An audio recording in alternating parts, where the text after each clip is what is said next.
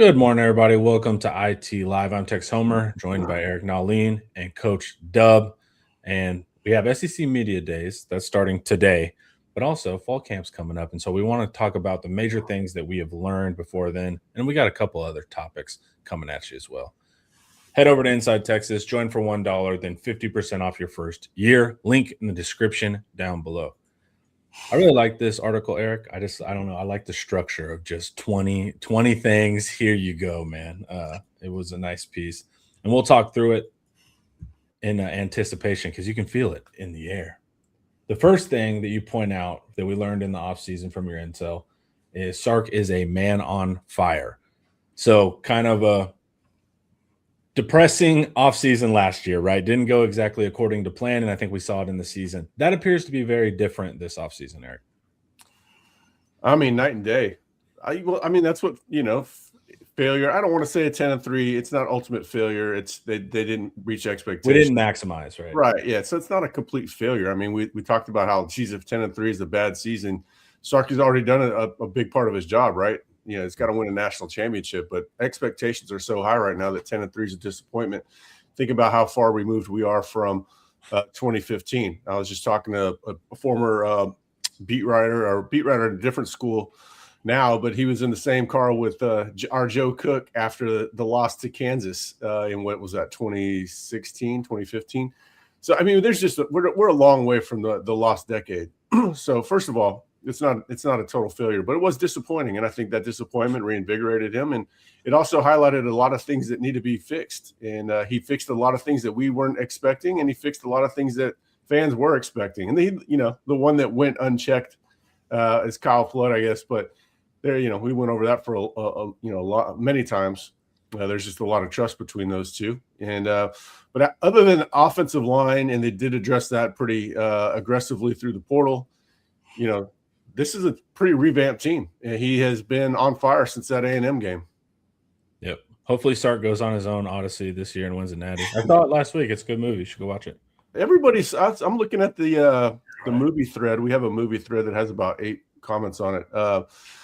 And everybody's saying it's a really good movie. So maybe I'll check it out. I've been a little apprehensive. No, it was good. They did a good job with it.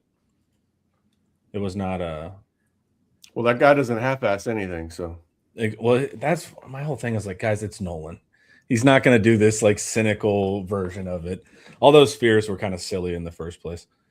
Already about Hudson. Question about Hudson. Is it a bad omen that he's trying to gain eligibility? Does that look bad for our offensive line if he's trying to play another year? No. This is just a guy chasing his best incentives right now. He could go get, 150,000 or whatever. I don't know. Not a lot, but definitely something. Or go into the business world, or maybe even get a shot at who knows, playing CFL or arena or something. I don't know. But no, he's just chasing his best incentives. Texas would take him because there's room on the roster. He already knows the playbook inside and out. Is better than anybody. He's just an emergency. He'd be an emergency pick. He would not start in any way. So I think they're just following their best incentives, the Hudson camp, and waiting to see what comes of it. Everybody's trying to break that dam of having eligibility for one more year. I don't think it's going to work necessarily, but it's not intertwined to their expectations for the offensive line. We wrote about it, in this very article before we even knew about the Hudson thing, that they feel good about the O-line.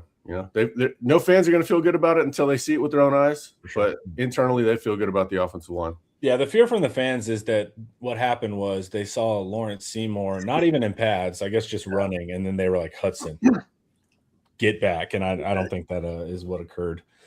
No, definitely. And it never hurts to have insurance from a veteran like that who's played a ton of snaps and started for you as a freshman. Like, who's going to complain about that? And I don't blame Hudson for trying either.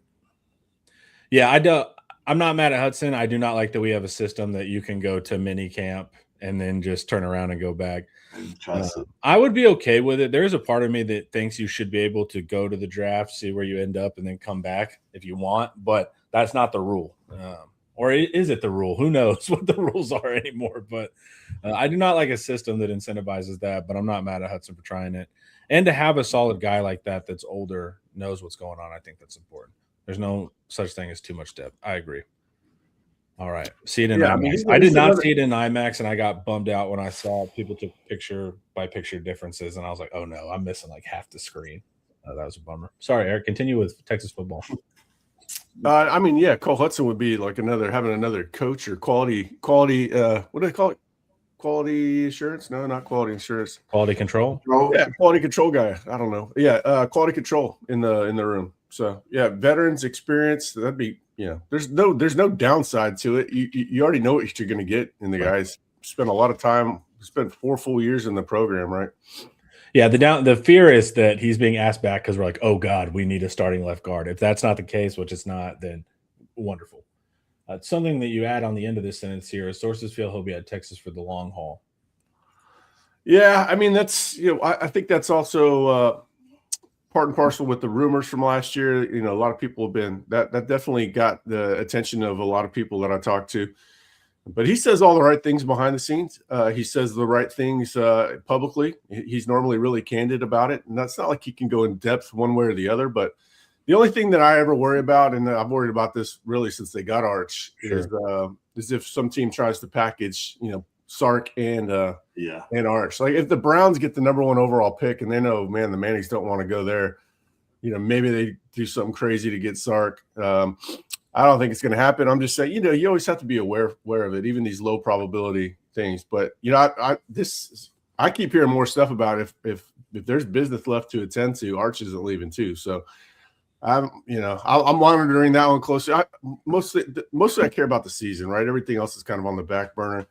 We got 1 or 2 recruitments we care about right now, but I'm focused on the season. But there are a bunch of things that I have in the back of my mind, like, hey, I'm hearing people even heard it on Saturday that if there's stuff left for Arch to accomplish in college, he's not leaving just to go be number 1 overall in the draft. Absolutely. And then this is also kind of a similar point. Sark reemphasized culture building. So they got started sooner. I think they re-implemented some stuff they were doing earlier, like the shirts or whatever, and picking the draft. teams. Sark got back to basics when I first really bought into Sark. Even when they went 5-7, you could see how that season would have gone vastly different with a couple of minor changes here or there. The personnel was just bad. So I was pretty big on Sark after that year, actually, but he really caught my attention with that first real full off season where he instituted the draft, and you could see that he was building the culture there. He exiled a bunch of guys that didn't belong in the program. He was still struggling to get probably the top line guys in the transfer portal that they needed, but he was doing he took some of those guys with a purpose. Ray Thornton, excellent guy. Ben Davis, excellent guy. So he was rebuilding culture the whole time. But it really became obvious to me after that first year they instituted that draft. And that's where that draft wasn't about talent. It was about accountability, doing the right things within the program, which ultimately leads to culture. You got to have a culture of accountability. That's the one where I've shared the anecdote a lot of times where, Bijan Robinson was one of the team captains and he just drafted as many walk-ons as he could. He was trying to win. Yeah. Oh, man. I'll never forget that. I love Bijan for that. But it really was about doing the right things, accountability. And he got back to basics on that. And you have to do that year in, year out, because there's even way more turnover now than there was just 5 years ago. Yeah. With the amount of bringing in to start transfers too, that part matters. Running back, wide receiver, linebacker, that kind of stuff. So it's like you want to get those guys integrated and feeling like part of the team. Yeah, definitely. I know people say everything about culture every offseason. It's like a word that's kind of thrown around. But when recruits, people from the outside can actually see it when they go and take visits, how the kids are, I ain't gonna call them kids, but young men or the men are on the team, how everybody operates at Texas. They can talk. They always talk about the culture and how it is. So it's not just actually talk. People actually see it when they go visit. Charlie hitting that Unk age, calling them kids. Hey, we all get there eventually, Charlie. Or Unk. I call them kids now too. I didn't call them kids in my early 30s when I was, still thought of myself as a kid. So, welcome to Unk stage, buddy. Yeah, talking with Jet, he would say the difference with Sark was just it wasn't posters on the wall, and there was a more practical approach to it. Next big key, veteran O-line. The addition of Lawrence Seymour just added another veteran to an already veteran O-line. He's quiet but businesslike, definitely on the smaller side, or more slim than the other linemen. We did a great video on Saturday with Landon Tangwell. He came on and broke down all the various starters. And he really likes Seymour in the pass game. And then Sark, whenever Evan went to his availability yesterday, they're still not sure. They're just seeing him work out. So we still have to figure that out. But it is nice to have that piece. Well, I love that Sark comment. I wish everybody would read it, take it in, understand what it means, because I get asked about Lawrence Seymour every day, and there's just not data on him blocking Hero Canoe. Like in a real way. So how can you know? But I wrote this, and then in the comments, one of our better posters, you said, "Hey, look, this is what the guy looked like last year. It looks kind of like an offensive lineman to me," is what the implication was. And he was carrying some, like he had some weight in his arms, like fat. And so he did look like an offensive lineman. But we've heard he slimmed down, and Sark has basically said the same thing. He's made vast improvements in the strength and conditioning program. It does not take these guys long to make changes, man. This is not one of those reality TV shows where they chronicle a person for 18 months. These guys change rather quickly. They got like I've said, they have so many different sets of eyes especially on the offensive line. Nutrition, multiple sets of eyes, the conditioning. There's way more attention to detail on this group than any other position. And I think that's going to manifest on the field. We'll wait and see. But yeah, ask me about Lawrence Seymour in August. You don't need to set a reminder. Everybody's going to do it. But that's when we'll really know something about him. One more thing. I was just getting caught up on the board.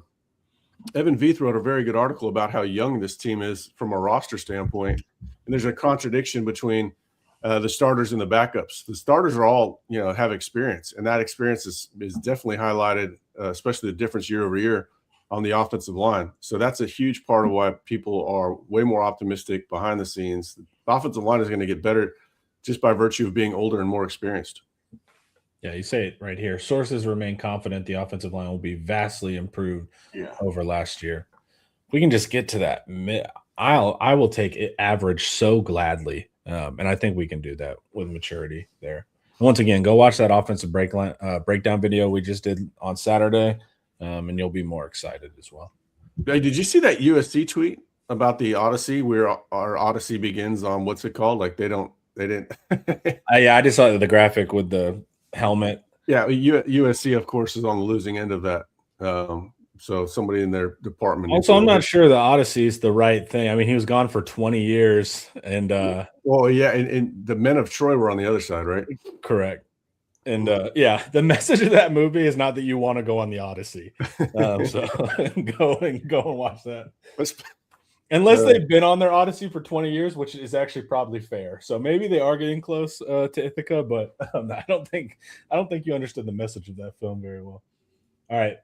Arch Manning is better for last year. Not better than, which we also agree, but better for going through the ringer, man. Incredible amounts of – that's got to be a trip, man, just to have us idiots talking about you all the time, but the national media and all of that, man. It was pretty rough on old boy in the beginning.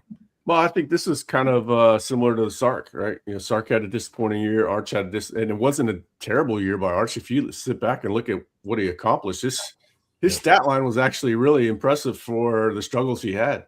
It was really impressive for the offensive line he had in front of me, really impressive for the running backs. The wide receivers are nowhere close to what they are this year. So all in all, I mean, it was an impressive year.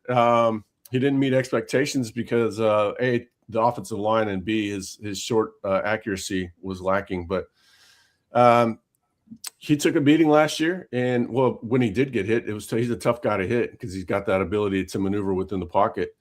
But that made him better too. Imagine him with the half a second longer to play the position within the pocket. He should be deadly. But he's just got the confidence, the toughness, and he's like, hey, look, man, I've already been through it. It's only up from here, I think, is his mindset. And he's got quite a bit of confidence. He never really lost his confidence last year. At least, people didn't think so. I'm sure he questioned himself on some of the short misses. But yeah, I mean, tough times make stronger people. And I think Arch is better for it. His dad and grandpa have basically said the same thing too, but it shows behind the scenes. And people are going to talk about this vast improvement that he's made. He probably isn't going to make as big of an improvement as we think. It's just he's going to have much more help. Yeah. And you say it right here. He's processing faster and has already built a good rapport with Cam Coleman. That doesn't hurt. A more experienced offensive line doesn't hurt. Running backs to give you some semblance of safety and security. And if he plays how he's playing towards the end of the year last year and improves short accuracy, then it's like, I don't need some weird leap. You were playing awesome towards the end, but complete the short stuff. Does a great job of avoiding and pressure in the pocket. Like later as the season went on, he was making multiple people miss. He looked like Bijan back there a few times and still delivering downfield. So combine that with a better, like you said, a better offensive line, some running backs and weapons. I mean, Mosley is healthy. Like you got so many targets out there, man. I think it's gonna be fine. You're gonna see Arch. Hopefully, I don't know. We'll see. We'll see, man. I don't know. Yeah, we're still a little paranoid because he did have the yips earlier in the year. So it's like, and Eric says it right here, he didn't show any of those issues in camp. So it's like, we don't know for sure, but we feel pretty confident that will not occur again. Yeah, that's another thing that you just don't know till the games. It's like, kicker, I get asked about kicker all the time. And I have no idea how that kicker is going to look when it really counts. Need a field goal to win in the waning seconds against Ohio State. I have no idea. And that's what people are going to remember him for, Week 2. Yeah, I do not expect that to happen again. That was such a strange period, like trying to get your intel and just everyone became an armchair psychologist. And he's missing easy throws. I mean, that out, I think, to UTEP. And I was like, oh, well, he didn't fix it week over week. So. Yeah, was just – that whole thing was strange. But hopefully we don't have to have those conversations again. The quarterback, too, in good hands with KJ Lacey. Looks to be more than a capable backup. And I agree, man. They were blitzing his face off in the spring game, and he was so much more composed than I ever thought he would be for his age. Hopefully we only see him like we saw Matthew Caldwell last year, very limited, and then he can, show what he can. But he's had a very good offseason. I think we were already hearing good things before the spring game, but it's always nice to have a visual confirmation of it. And he delivered beyond what I expected in the spring game with just the decisiveness of the position. It's important. Decisiveness and making good decisions, right? If you're being decisive and making bad decisions, it just gets you in trouble quicker. But he was decisive in making good decisions. He knew what he was going to do with the ball. Very impressive. He looked like a much more experienced quarterback in that setting, and he was getting blitzed like crazy. Again, what's it going to happen? What's it going to look like when you have a real functioning running back, offensive line, and you're throwing to the top targets? I mean, he would be decent right now, and it's right in line with what we've heard, that they feel like they'd be in playoff contention with him. And tactical runner too. He was not just running out of the pocket whenever he got a chance. Whenever he did run, it always made sense. So showed a lot of great things. And then right here, Diabell has shown a lot of promise, but Lacey is more advanced at this point. Yeah. Yeah, I mean, Dia at the same stage as KJ is probably a little ahead of KJ. Yeah, but KJ having that year is big. So that's one. Look, dude, that's going to be a real battle, but I don't know when. Again, if Arch comes back, then who cares? I mean, it's just not worth paying attention to. These guys just need to all go about their business and wait their turn. I like this one a lot too. Workouts and drills are more game oriented. So a lot of the agility drills start with snap counts, great, rather than a whistle to force concentration when players are fatigued, trying to target penalties there a little bit. And then also it's just good to simulate real battle. They run shuttles. The first one might be Texas State. The second shuttle is Ohio State. There's more focus on the season. Workouts are also said to be harder than before. That sucks because they were already running like crazy. That's what happens when you miss the playoffs. They better work harder. I like this note a ton.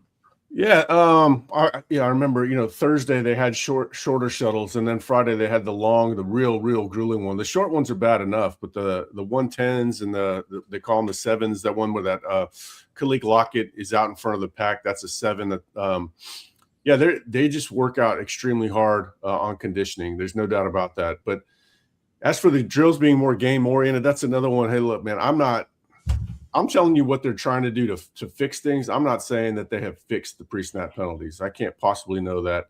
I expect the pre-snap penalties to be much better than in 2024 with a veteran offensive line, and they weren't great. And so I think it's more of a function of the overall playbook. Their heads swimming a little bit, lots of shifts, motions. I think that plays a big part of the pre-snap penalties on the O-line. But they are trying to address it, and we'll see if it works. I think it's a system feature or bug at this point. And teams that use shifts and motions, at least in the NFL, they get more penalties. They also score more points. Right. So it's like you might, if you want the penalties to come down, you might lose a touchdown as well. So at some point, it's just getting to a reasonable thing where it's not always at the deadliest moment where it's that's where I'm at too. That there's just trade offs. You know, hey, we are going to be higher on penalties, but it's going to result in some easy touchdowns. Yep. Muschamp still has his fastball. This was the fun one of the offseason. You know, he was just doing strategy. Can he still DC? Had he retired essentially? Podcast Muschamp, wearing his glasses and just talking nerdishly about football. Was he still able to punch whiteboards? Big factor here. But it seems that we did make the correct hire there, Eric. He still has some energy. He's also younger than PK. He's just been around so long successfully. He feels like he's 75. He's not close to that. Still a young coach. Or he went on a brief hiatus to be a dad. Is all that happened. Yeah. Yep. You know, now he's back. He's not even really grandpa age. You know, there's already a huge value add because he still has all the other attributes that you love about the guy. It's not just the play calling and the scheming and all that, or just the institutional knowledge. You know, he's kind of an extension of the Saban tree.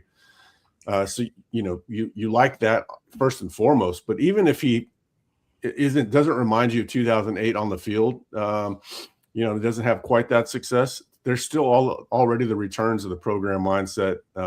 The relationship building with the players is huge. That one really stood out to me. We had early anecdotes on that. You know, he's reaching out to every player on defense, and probably, I'm not sure that PK ever did that, you know, in all of his time at Texas. And Muschamp did it pretty much within the first week of being hired. And then the intensity and just the oversight that he has. Sark knows that he doesn't have to micromanage or look over his shoulder. And Muschamp has been ever present. You know, it's like he's like, I'm not going to be a DC until I'm fully ready to commit. Well, he was fully ready to commit when he got to Texas, because if the NCAA allows him to be with the team, he is with the team unless he's out recruiting, which is another reason that you know that he's still got it. Because if you have the energy, that would probably be your first place the energy gets drained from. Recruiting. He has that in spades. Well, that was the Georgia camp too. They said that he had awesome relationships with a lot of their star players, Jalen Walker and all of that. So and that was from whenever they were in high school going forward. Part of the reason why he wanted to stay at Georgia that extra season was to see a lot of the guys that he recruited go to the NFL too. So known as a big relationship guy. Yeah, you talk about him, relationships and being a schemer. He was in Houston yesterday at the Texas High School Association conference.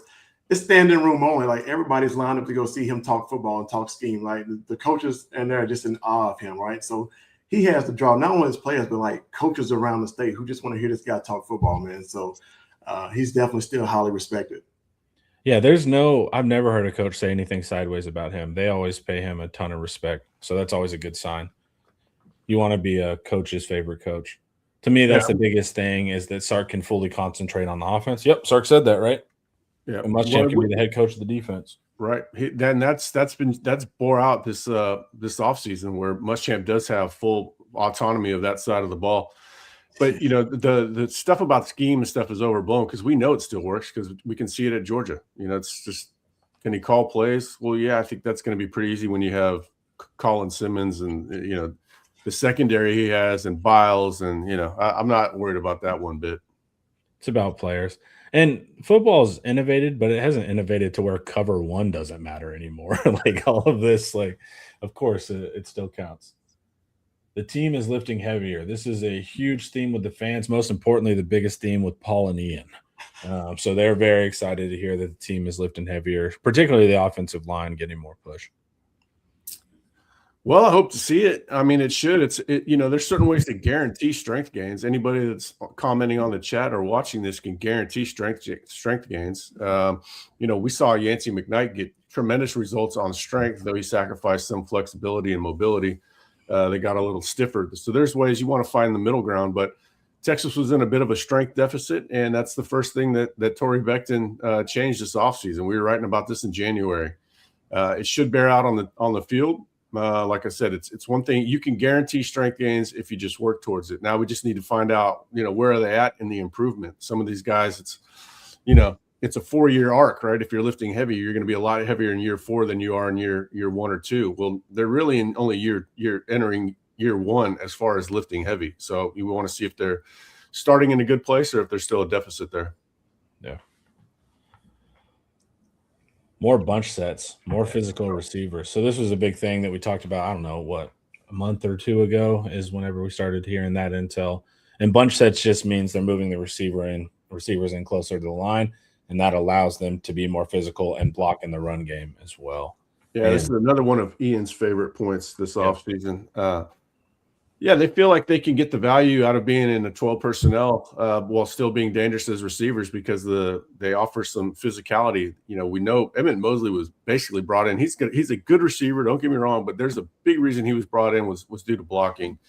Wingo is a big, strong, physical guy. Cam Coleman, big, strong, physical guy with long arms. Long arms and blocking go hand in hand. But Sotu does want to, and these three guys have it. It doesn't matter that Cam Coleman is looked at as the number 2 receiver in the draft and an elite target receiver. It doesn't matter that Wingo's, viewed as a possible, late first, early second round draft pick, 3-year player. Those guys want to block, and Sark wants to take full advantage of that. If you can keep defenses in nickel, smaller on that side of the ball, yet you have a sort of a 12 personnel mindset.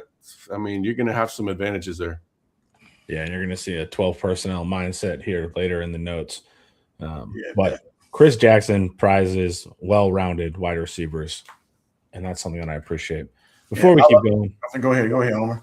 No, you're good. I was going to go to Ed. I would say with the bunch sets, I don't know if people remember maybe 2 years ago with Matthew Golden guys, he was motioning to bunch a lot to get people open, right? You can't throw because this is almost like a timing offense, right? So if you jam the receivers and throw off timing, you make the quarterback hold to the football. So by the bunch sets, bringing everybody in tighter, you really can't get up and press, right? And then that's where you get people on defense mixing up the calls on who they got with a lot of switch routes. So with these talented guys, it's going to be hard to figure out who you got to cover. And then in one-on-one situations with any one of these guys, you're liable to lose. So I love that we're running bunch sets again. Then you can start the fake blocking, right? Cam Coleman shows hands, and then he takes off too. So you have all these fun little additions as well. Before we keep going, let's hear a word from Andre. Texans know when you're injured, there's one name that gets results. Andre the Lawyer. Trust the team that has secured millions for their clients and helped thousands of Texans win their injury cases. Car wrecks, slip and falls, 18-wheeler accidents, on-the-job injuries, wrongful deaths. Don't let the insurance companies tell you what your claim is worth. Andre the Lawyer will fight for you. His principal office is in Dallas, but they serve Texans throughout the state. So don't wait. Call 214-444-8808. That's 214-444-8808. Contact info is in the description. Thank you, Andre. Well, Andre texted me last night, said, hey, he was with the Texas athlete, not a football player that wants to come on the show. So we gotta try to organize that. For sure. Bo Masco is legit. I think this could quietly be, I'm a Biles head, that's what I'm after, but this could quietly be one of the best additions we made. And I don't think it gets enough praise even in the wider Texas sphere. Well, we didn't see him. Nobody watched Rutgers last year, so it's not like he came in as a household name. Yep. But yeah, there's the chance that he's really good. He looks like the best cornerback on the team, and if you believe in the talent, look at the next line right there. Cade Phillips looks like a 3 and done. Yep. Then that says a lot about Masco. I'm really excited. He's one of the guys I'm most excited to see this year because I feel like he is a bit of an unknown as far as verifying things myself. But he seems like a pure known behind the scenes. They love the dude. Coach, what do you think about that addition? I think with Masco, I know, like you said, we didn't watch Rutgers so much, but if you go watch his highlight tapes, you can see him. He has a high IQ, how he plays. With Rutgers under Shiano, they play a lot of cover 4 or quarters. You can kind of see him switching off or baiting quarterbacks, right? Coming off guys. To me, when I saw that, I'm not calling him Janae Barron, but he just has the IQ, right? You can tell he's a football player. He may have one zone, he may have a man, but he has that ability to kind of come off and say, hey, I know where the ball is going. And then we saw him in the spring game cover a slot fade. I don't think I've seen a corner cover a slot fade that perfect. He kind of squeezed. I want to say Wingo or somebody to the sidelines, man. So, I like what he brings to the table. I think he's going to be that quiet dog leader in the secondary this year. Man, he's got experience, which you like. We talked about how do you replace Manny Muhammad's experience. They went out and got this guy, and he has that. Despite having 2 years of eligibility left. They trusted him whenever they played Penn State. I swear he was manned up the whole time. Following motions across the field, all that kind of stuff.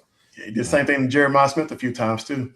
Yeah, so it shows that they really believed in him. It would have been interesting if Texas just didn't have this locked up due to Mark Orfe being his previous coach. What schools would have gone after him? Like we probably would have heard about Penn State going after him.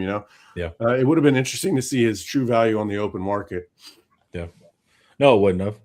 I'm glad that he came right. Well, yeah, I mean Texas and NIL are like, well, we don't want to see that. I'm just curious what the Studers would have been because that would have set expectations to at a different place for sure. And then we mentioned that Cade Phillips looks like a 3-and-done, 3-and-out player. Has all those NFL tangibles. What was it? He's an explosive jumper, right? What was it? Yeah, he had a very long. He was state ranked in the long jump, 24 or something. Also a good quarter mile runner and a solid sprinter too. He's just got length, but he also has the mindset too. Smart kid. Like I said early on, got a Stanford offer. They don't throw those out to just anybody. Watches a lot of tape, kind of like a safety more than a corner. Corners like to just say, roll the ball out, I'm gonna cover the guy. But Cade, I think Cade will study like a safety, like we used to hear about Jade. So he's got the entire toolkit. Just needs a little bit more experience. That's the thing is, he didn't start till later in the year. He does have some playing time under his belt. You like the fact that Cam Coleman is helped growing him up a little bit this offseason. If you can go up against Cam Coleman and do okay, sure. It's gonna be a lot easier going up against mere mortals. So I like him to have a good season this year, but I'm not sure if the true breakout is this year or next. You made a point, triggered a thought. I don't know why corners are lazy with tape because they can benefit the most from it. All you have to do is watch the three guys you're facing, all their receiver or all their releases. I mean, it could be the most beneficial position because you're doing one-on-one a bunch, but corners are really bad about film study. I'm not, not all corners are like that, but some of course not all, but it's a stereotype. Yeah, some take it to another level where they watch it a lot, and it's just the position doesn't demand it like it does safety or Mike, linebacker. But yeah, he has that mindset, and it might be one of the reasons why Texas thought he would be an elite safety, and he would be an elite safety. It's just why you don't have to move from the corner. But it'd be so easy. You just tell the film department, it's like, hey, I'm going up against these three guys. Give me all their releases, and then you're psychic. I don't know why they don't do it, but I think it's because they have the tools to deal with whatever release, and they'll react live. But still, Phillips, Masco, and Littleton have the highest upside group on the team, other than edge. Wide receiver. Yeah. But I like the sentiment here that there's still a lot of potential in this room, but this room could be absolutely dominant if they maximize. Yeah, you can go to the run of guys. I mean, DBU will actually be back. They got that kind of talent in the room where you can see multiple first, second rounds year after year. And I would not forget Warren Roberson. Warren Roberson's the best athlete in that room. Yeah. Yeah, I want to see how he gets mixed in, if he just comes in late or what. Is he corner? No, he's going to play a lot. He'll be the third corner. Is he corner 3? Yeah, he'll be the third corner. I'm excited. Kobe Black, Phil Simay, and Jermaine Bishop changed positions. Yeah, so the Kobe Black one I loved because I wanted more depth in the safety room. Kobe Black's skill set on tape was that of a nickel or a safety, kind of in the run game, keep it in front of you and make a good decision. He did that a lot. So I feel a lot better. I feel a lot better that we can have 3 corners we like and afford to move Kobe there. I like this change. Yeah, I mean, that says something good about Roberson too, because they feel good about him. The room needs. I think that room needs a proper linear life after Jelani McDonald. There's just not like who's it going to be in 2027. Every position you can kind of see the future, but you can't see it at safety. And so they need somebody there. Obviously, everybody wants it to be Jonah, and maybe you need 2 of them back there. Maybe Derek Williams goes pro after this year. We've got people thinking that he could look like a mid-rounder this season. So that position needed some athleticism and some experience thrown in there. And Kobe does have the physicality, and he's a very smart player too. We've had people tell us that he's a smart football player. So. Yeah, he's a perfect fit. And if you watch the senior film before he really, I thought the senior film looked like he was going to be a safety. Now, he didn't have to move to safety based on what was happening on the field, which happens with a lot of cornerbacks, which is also, again, makes you more exciting because he's not lacking athleticism in any way. So there's a lot of upside here. I think that this is his NFL upside position. I think it's good for him long term, but it's also good for the team, good short term for the team. All right, and then we get a new star, which is Muschamp's room, so that's nice. But he moves from safety down to nickel and using his speed at star. Is he the fastest? Who's the fastest on the team, Eric? I need it. Top 3. It'd be Niblett, Phil Sami, and then maybe Cohen Brown. Nice. Yeah, Cohen Brown ran 22.5 a couple weeks ago in the miles per hour. So that'll be the big thing. He wasn't super aware last season. He struggled a little bit with the safety position. I don't know how much of that was coaching as well, and not getting to play a ton and not get the reps that you need at safety. So give it a wash there. He wasn't ready to play, and that was the year before he was ready. That should have been probably Derek Williams snaps. He was raw. He had a good offseason last year, but one that would really was foretelling 2 years down the road. Because he was a project. He was late to the position. Remember, Texas was late to offer him. I think the reason they were late to offer him was because they didn't know how early he was going to be ready to play. And we saw that last year. And then also, I don't want to sleep on this. He was hurt. He hurt his shoulder. He had to have surgery. He was hurt early in the year with that shoulder too. And that's why you saw him miss some tackles. So we're not sure what he's going to be yet. They want to take advantage of his speed. And maybe you get a little bit more physicality at the position as well, being a former safety that's healthy. I like the move, honestly. And with Muschamp there, he's going to coach him up real fast, get a lot of one-on-one time. Muschamp is basically the quasi-Nichols coach. Yeah. So I think it's good for him. And also, I'm not discounting him at safety long-term either. Yeah. His new trainer, Bam, who got trained Janae Barron, Andrew Makuba, Michael Tapp, the rest of them, he's been working with him. So he changed trainers, right? So I'm not calling the guy a miracle worker, but if you're putting in work with him, you're going to get better at your game in your craft. So I'm excited to kind of see what he does this season at nickel. Yeah, that's a great note. I had no clue. And then Jermaine Bishop. He's at cornerback and doing well, and I like the end of this, though he's expected to play more receiver this season than corner. That was the fear. I'm like, what are we doing, man? I saw his receiver ability, but Sark said it yesterday at the convention, the coaches' convention, that he's going back to receiver. We predicted that, right out of the gates. We'd heard that right out of the gates, but man, he looks so damn good at cornerback that maybe he does get some looks there as the I don't know. They got to play Samari Matthews. That's the thing, though. If they didn't have Samari, I would be watching this a little bit more closely. But Samari had an awesome spring as a true freshman. I've never heard about a true freshman cornerback getting his hands on so many footballs before. So that tells you a lot about Samari. I think that's his biggest roadblock to getting playing time at cornerback, which I'm fine with. I would probably be watching him to get punt return looks, maybe in non-conference more so than cornerback. But wide receiver's his position. Look, man, this is Steve Sarkisian. He wants to put the ball in the end zone. He's not going to say, all right, this guy kept 4 footballs out of the end zone at cornerback, but I could have had 12 in the end zone. The exchange rate is not great. Right. But yeah, Bishop just wants to ball out. And Sark echoed what we talked about. We talked about him being the leader in that class, and Sark said it. I love it when Sark says something. We had just written it last week that he's the Bishop is the de facto leader of that class, and Sark said the same thing. This note is where I think you can go over the top as an elite offense, and this is talking about Texas having 3 number 1 wide receivers. Quote from a source said, Emmett Mosley would be the number 1 receiver at a lot of schools. Important. He looks great. He's having one of the best summer sessions of anyone. People are sleeping on him. He was the most skilled. I don't know if he's the most skilled now with Cam in the mix, or even Bishop. He has great skill, but he was the most skilled last year. And then you mentioned the part of blocking. But if you have a deadly number 3, if you have a deadly number 2, you're good. If you have a deadly number 3, then you become unstoppable very quickly. Yeah, this ties into a question we have down here, Coach Steve. Sarcasm. What did Mosley hit? I think he's asking about the miles per hour. Yeah. I heard high 21s for Mosley. He had the fastest time, whatever that week was, at the wide receivers. Cohen Brown is faster.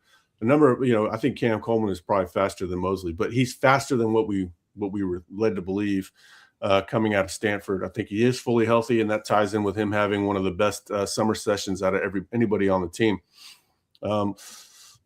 they've got 3 different skill sets, which is what I like. And Sark doesn't like to lean into the stereotypes of the boundary and the field and all that. But those guys do kind of have clear, very obvious fits in those 3 differing roles, which also tells you, hey, they do have different skill sets. Emmett Mosley, I think, can be with especially since we're hearing that tight ends, no single tight end has stepped up. I think that really opens the door for Mosley as a receiving threat on 3rd and 8.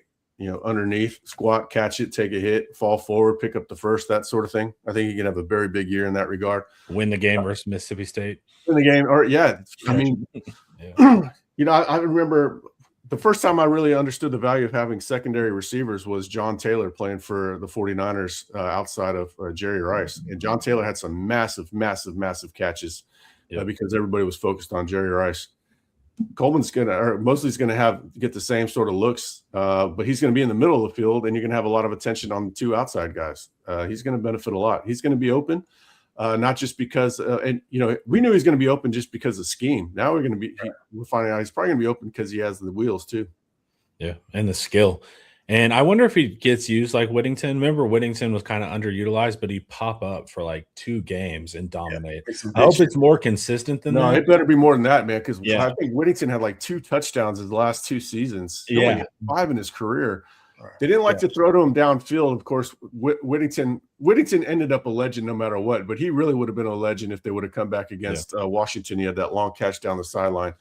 Whittington wasn't great about going up and playing the ball in the air. It didn't have a huge catch radius. Mosley does have a good catch radius. He will go up and make plays. I'm really excited about him. We just got to write about him more because I'm beginning to think, the athletic profile. Sark liked him coming out of high school. Sark doesn't take a whole lot of guys that aren't athletes at wide receiver. He hasn't looked at too many that I've seen. Look at Kyron Brown getting a bump last week. Man, as what we consider him sort of a Mosley type of player, but he also ran a 4.43 automatic 40. So he wants speed. So he saw something in the high school evaluation on Mosley that said this isn't just a Stanford possession receiver. Yeah. Yeah, I'm excited about Mosley. Yeah, I gotta make sure to keep talking about him. One guy that I do talk about a lot is Rasheem Biles. Being the real deal. I think he'll be a top 3 linebacker in the country. I got to address this real quick, man. Somebody in the comments of the last video said the S is silent on this. And I said, okay, I'll entertain that notion. You never know these days. But I went and looked up Rasheem Biles to see if there was a proper pronunciation of it, which I didn't see because everybody's probably just going S and H, make a sh sound. And then I see his mother's name is Rashida. And I'm thinking that's probably a play on it. So it's either if that's Raheem, then she's Rahid, I would think, and I don't think that's true. So that guy said that Chip Brown reported that it's Raheem based on what the mother said, but again, the mother's name is Rashida. I hope this guy's watching this video because I don't think that's accurate. We'll see. Whenever he will definitely do a press conference, because he's going to have some big plays. If it's wrong, I'm only offering partial apology because nobody on earth should expect that S to be silent. Exactly. Why is it there? A source maintains he's at the top of the discussion for the best linebacker in the country. Am I the source? I agree. I wish he would go work in their video department. I know. That's what I need to get. It would just be highlights of. Hey, if Texas wants to hire Charlie in their recruiting department or offensive line quality control, I'm all for it, guys. It's just me. The only thing I shot that day was Biles doing drops. It's like, hey man, Arch would be nice. Biles cam and Nick Townsend cam. That's all you have. Lance Jackson cam. Yeah. They're like, hey man, we kind of need some Arch stuff. He can do it all, not just blitz or play the pass. I agree, man. He had great run grades. I don't know where the idea. I think they just looked at his size and said he can't stop the run. That's not the case. That's the main thing. Everybody looked at his size, but it's been smaller linebackers. Heck, and even in the NFL, smaller linebackers who play the run well. So I don't know. I'm not gonna worry about the playing the run. Plus, he got big muscles in front of him. It's keeping everybody off of him. My bold comparison is Derek Brooks. I'm not saying he's gonna be an NFL Hall of Famer like Brooks, but remember Derek at Florida State was an absolute menace in coverage and playing the run. And he was not the biggest linebacker at the time. That was back when linebackers were really big and, thick ankled and, didn't have to do anything but play in the box. Derek Brooks was ahead of his time. I think Biles fits that template. We know that he can make plays in reverse. We know that he can make plays when he can just drop the hammer, run downhill on a blitz, sideline to sideline, no concerns. But if he can actually play the run in the box, honestly, then he probably is going to be the best linebacker in the country. The same source states emphatically that Colin Simmons is the best player in the country and that Biles is the second best player on the Texas defense. I agree. Yeah. Yeah. Good stuff about Raheem Biles there. Yeah, Raheem. I just don't. I looked, and then his mom's name is Rashida. Come on now. Running back is night and day from last year. Probably, I'm trying to think through. This is probably the most important thing, even over O-line. Because if we had backs that were explosive, even with the horrors at O-line, the season would have looked differently. We would have had more wins. So to me, that's probably the most important thing. Much more speed, much more talent, deeper. Wonderful. Love hearing that. Yeah, we didn't see the runs get maximized last year outside of Wisner didn't. His two best runs of the year were him maximizing it. He had the long one against OU and the long one against A&M. Both of those runs could have been stopped behind the line of scrimmage.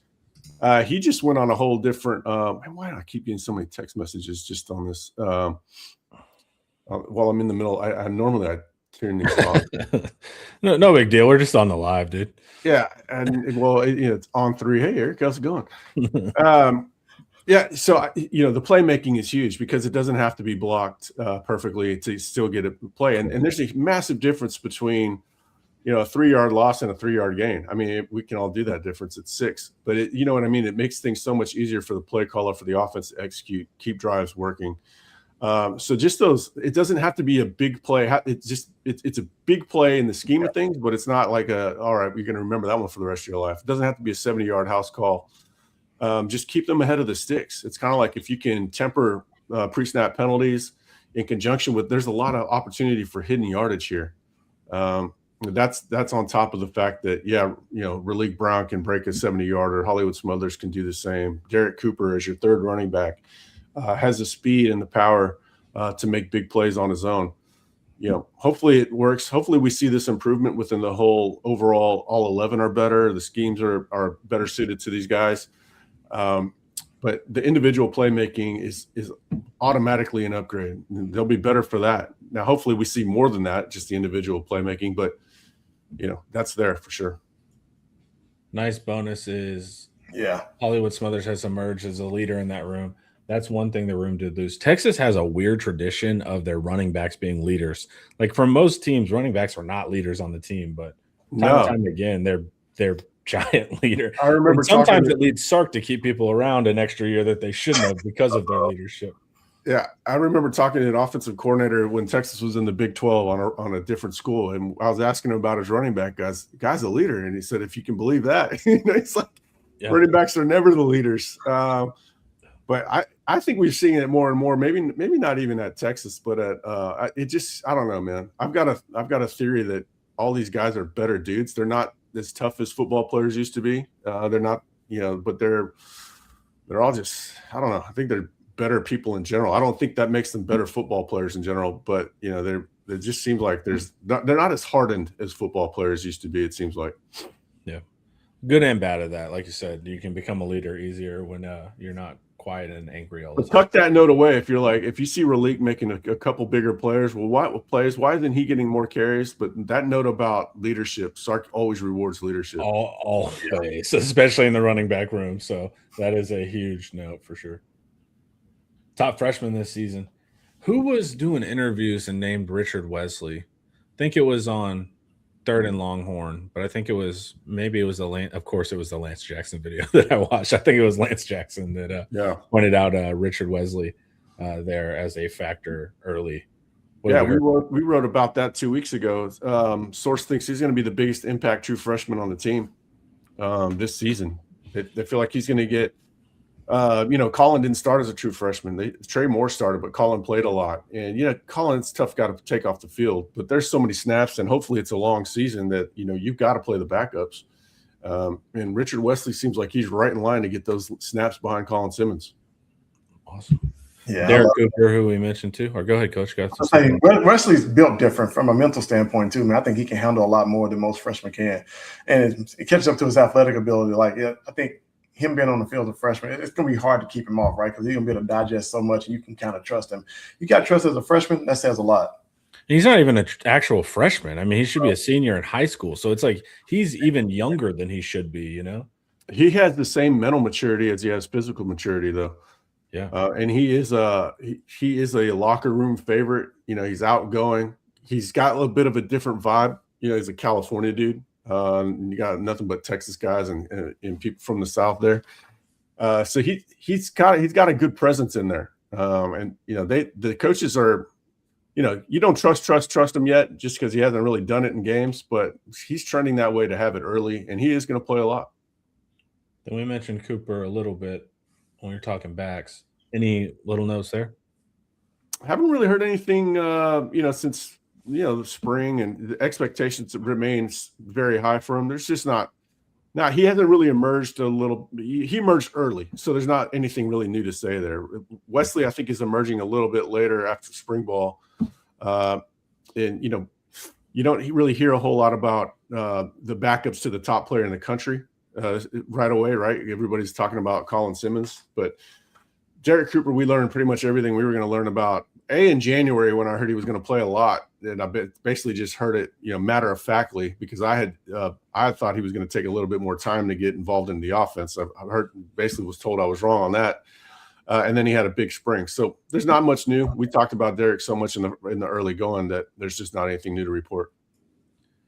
You know, I was talking about Mosley at number 3 unlocking an offense. Okay, well, if Bishop's at number 4 at some point too, man, like there's real potential here. I was trying to hold back my expectations with him coming out of high school, even watching his tape. And he's beat me down, man. I think he's awesome. And I'm just like, that dude is awesome. And the skill he has, man, to set up those receivers, damn, he's smart too, you know? And so I think the future is super bright for him. How much does he get? Jalen Waddle. I had people ridiculing me early on about having Waddle rated so highly because, hey, how can you rate a little receiver so high? Man, if you can't touch the guy in 7-on-7, you can't tackle him. Yeah. And Bishop, go watch the 7-on-7 on him. He's wearing a Batman gear out there. They still can't even tug on his cape. You know, I mean, it's the psychological profile of that, of dressing up like Batman and just cooking dudes, is also a check. You would not expect that to be a guy that's going to emerge as like a team leader, right? You know, like there's a conflict there between the guy dressing up as Batman. You're not expecting him to be like a total team guy. Like, what's next? He's going to have the whole team dressing up as Batman. Yep. Well, that's when we know he's really, his influence is gained. He's gained influence. Blake Bryant says, my buddy that coached him there at Willis has been raving about him since he was a freshman. Yep. I tried to hold back. And then I saw all this stuff that I was like, okay, this guy, he's not just fast. Definitely not just fast. Yeah, it was the small stuff we saw like during the open practices, right? Him keeping his head down late and then looking for the ball late. He had no gloves on, so it's not like a prima donna. He's just a football player. I was like, oh yeah, he's one. Yeah. Yeah, he set that safety up so bad. He had 3 different levels of speed, and See, that's the thing. His setups work better than the average person because he can move so abruptly. It's just, and he can change direction while still going fast. The safety didn't do anything wrong. You know, no, the guy's coming at him like a speeding bullet. You have to respect that. But then he changes direction so long, and you're trying to regroup. It makes you look bad because of how he moves. He double faked his speed. So he came off the line slow, which is hard for young receivers. Young receivers like want to get to their spot. They don't have that patience. So he comes off the line slow. That's already a check for a young player. Then he starts to bait him down. He goes into his speed, right? Now I'm running fast. So that second phase, he pretends to run fast, gets him to really bite, and then he turns on his true speed. So he lied to that safety in 2 different ways as a freshman. It was really impressive. All right. And then 2026 cycle hits. The staff believe it will hit on all 3 wide receivers and all 3 linebackers. The linebackers love the receivers. The linebackers have been a welcome addition. Rocky Cummings had a great blitz path in the spring game. I was really impressed by him, as well as having a legendary linebacker name, which is important. Yeah, that's the linebacker we hear the most about, honestly. These guys are you know, it's a lot harder mentally to play wide receiver than it is linebacker. So we don't have kind of the same expectations immediately that we do of certainly Jermaine Bishop and Cohen Brown can play this year. Chris Stewart could play this year too if needed. It's probably not going to happen, but all 3 of those guys are would be ready for playing. All three of those guys would be hitting the field ASAP if it was Sark's first year, right? When they had to go to Xavier Worthy just because there was nothing else. But it's a whole different roster there. Linebacker, a little bit different timeline for guys to get on the field and make plays, but they love that group. And also, we talk about the current wide receiver group, how it fits the templates perfectly. That linebacker group fits the templates perfectly too. They just need a little more time. But Rocky Cummings, I think that guy's going to be a star. And of course, we already have those expectations of Tyler Atkinson. Yep. The fit with Atkinson at Will, Rocky at Mike, Kosi at Sam. Yeah, it's pretty evident. All right. So here's a note that we'll talk about. Sark still loves 12 personnel. Despite the wealth of talent at receiver, Stark still loves the schemes he can utilize in 12 personnel. The 11 and 12 personnel split still sounds pretty even. Hey, those tight ends block. Let's do 12. If they don't, please have a third receiver on the field. Yeah, well, I think he learned that lesson last year, right? I mean, I was screaming at the TV against Florida, like, it just was not working. Yeah. He found the fix in Wingo, and I think he knows that he can go to that ASAP if it doesn't work. But they don't have any expectations that 12 personnel is not going to work. They feel as strongly about 12 personnel as they do the offensive line in general. So, look, man, it's one of those things that you're going to have to understand are like trade-offs, right? The scheme. Stark likes what it provides. It could even be he's setting something up for 9 plays later. It's like you have to accept that there's chess involved. It's the trade-offs, and it is the chess. So yeah, hopefully, man.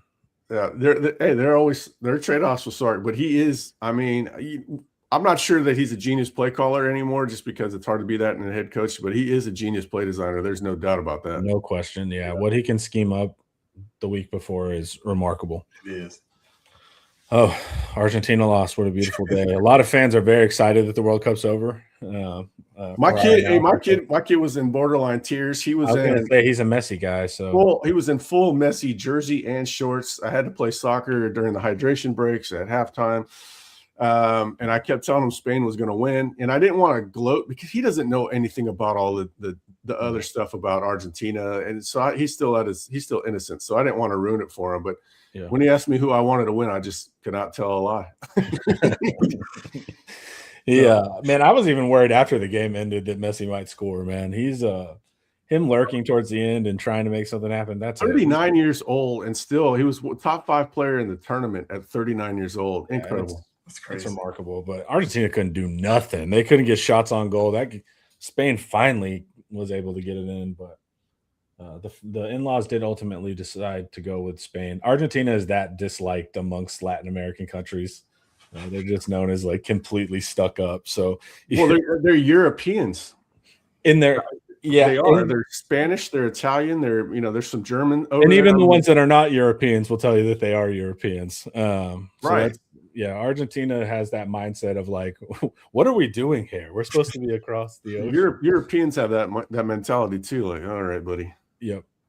Yeah, my wife. When we were going to Europe, I was like, when we go to France, I heard they're rude. She's like, the French are fine. She's like, the Spanish are the ones that are stuck up because apparently they're like that with the Mexicans. So it's funny to see how you have no clue as just a white guy from Texas, all of these dynamics until you realize you're like, oh, they're not all best friends down there. There's a lot of them that do not like each other. The defensive schematic. Did I miss one? Let's see. Yeah. Spencer Shannon most improved at tight end. ESPN, they weren't wrong. They were just early. They were late, right? I mean, early. Yeah. No, they were wrong because they were calling him like Arch Manning's to go to. They were wrong. But he did have a good offseason. Might have been the first player I noticed at that first open practice of spring. I even talked to him like, Spencer, how much do you weigh? He's like 265. I was like, holy crap, man. You look great. And that inline tight end, you need some size, you need some strength, you need some physical maturity, you need lower body strength. And, they got him. He was a long, leaner kid, and it just takes time. And I think he is going to have a good year. Probably going to be a great year in 2027, but I think he's going to have a good year this year. Certainly one where fans, if you are stuck in your old mentality, a lot of times, guys become hardened to what their first impression of a player is. We saw that with Christian Jones. Christian Jones is never going to be good. What are they doing playing him? And Christian Jones, his last year, he might have been better than Kelvin Banks. That was Kelvin's sophomore year. Yeah. I think Spencer Shannon's on track to becoming a really good football player, and I think we're going to see that this year, that there are at least signs of it for 2027. He's going to be average at worst, I think. Yeah, everybody got their own timeline, right? To when the light bulb comes on, they become a complete player. So sometimes it's faster than others. That's all. Tough position, and he's got a tough role being an inline blocker. I mean, you're like a left tackle, you're a run blocker. It's a crazy position. Yeah, it's hard. The defensive schematic breakdown is heavily skewed towards nickel, but they also have base with Brad Spence at that Sam, so that 4-3. But this is not surprising. I mean, that's modern football. Right. It's been that way for a very long time. In the spring, they had worked on a lot of base. This is just kind of me chronicling it as it happens. They ran a whole lot of base in the spring, but I think they looked at the schedule and go, there's not a whole lot of – they had 12 personnel teams that they were concerned about last year. Georgia's not on the schedule. Florida is on the schedule, right? But last year I think they had more 12 personnel sort of offenses to defend, and that's where you want your Sam out on the field in Brad Spence. But Brad's still going to play. He plays 4 different positions, so he's going to get on the field. But we won't see Sam as much as we saw it last year. Then you mentioned nickel rabbits. That's something you'll hear a lot throughout the season. NASCAR, it just means whenever they're in that situation, they're going to put more pass rushers on the field than they traditionally would. Do you know that lineup yet across the line for who is exactly on nickel rabbits? Yeah, we've talked about it. It's Lance, Hero, Zena, and Zena is the tackle. I'm kind of surprised that it's not Lance there. Yeah. And then Colin, of course. That's awesome. Yeah, I'm excited for that. We will do a film breakdown the first time we see that get broken out. Another position with 3 studs. Guess what? The edge room is absolutely loaded. Best in the country. To get Zena back was huge. That was one I was super bummed about. Got him back twice. Yeah. So, hey, man, that's a great thing. He adds a whole other element to the room. And then Justice Terry will get some time at 4i as well. Yeah. I've been writing a lot of articles that are kind of like foreshadowing what we're going to hear about or what we're looking for. He's got a chance to break out in August. He had a quiet spring because he was out. And, he showed positive signs in the season. Didn't play a ton, but when we did see him, you're like, okay, well, yeah, that guy's going to be really good. And, he's showing that this offseason. We talked about his drive. He was compared to Byron Murphy as far as his strength, power, but also his drive. Like some of these guys are just full-grown men, even no matter what age they are. He looked like that in 8th grade. Yeah, right. And he's a full-grown man. Byron was a full-grown man. And, that translates to defensive tackle, but he's got the explosiveness and the length to play 4i as well. Some of these guys we're not going to really know until later in August what to predict for him this season, but he's just too talented and too driven. And, let's be honest, wasn't free to get. He's going to play a lot this year. We haven't really got a crystallized understanding of his exact role this season. Scary hours, man. Good Lord. Yeah, there's a lot of talent on this football team. Everyone head over to Inside Texas where you can learn more about it. Join for $1, then 50% off your first year. All you have to do is click that link in the description. If you watch these videos, come join the actual community we got there. Everyone have a great day as SEC Media Days begin this week. So stay tuned in for the rest of the videos coming at you later.